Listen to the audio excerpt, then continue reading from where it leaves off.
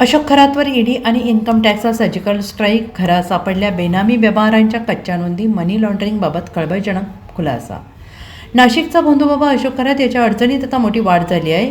अंमलबजावणी संचालनालय आणि आयकर विभागाने खरातच्या घरावर टाकलेल्या धाडीत कोट्यावधींच्या बेनामी व्यवहारांचे पुरावे हाती लागले आहेत. फसवणूक आणि खंडणीतून कमावलेला पैसा जमिनींमध्ये गुंतवून खरातने एक मोठे आर्थिक जाळे विणल्याचे तपासात निष्पन्न झाले आहे.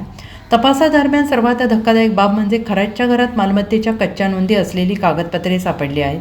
शासकीय नोंदणी न करता केवळ 500 रुपयांच्या स्टॅम्प पेपरवर मालमत्तांचे व्यवहार करून खरातने अनेक जमिनी स्वतःच्या ताब्यात घेतल्याचे पुरावे मिळाले आहेत.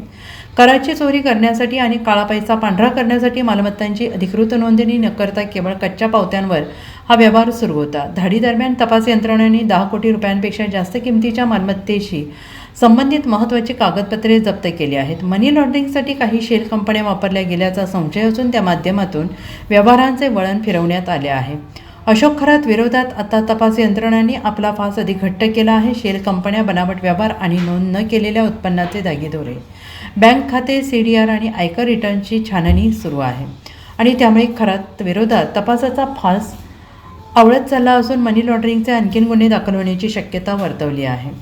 Bureau report, SPN Marathi, Nashik.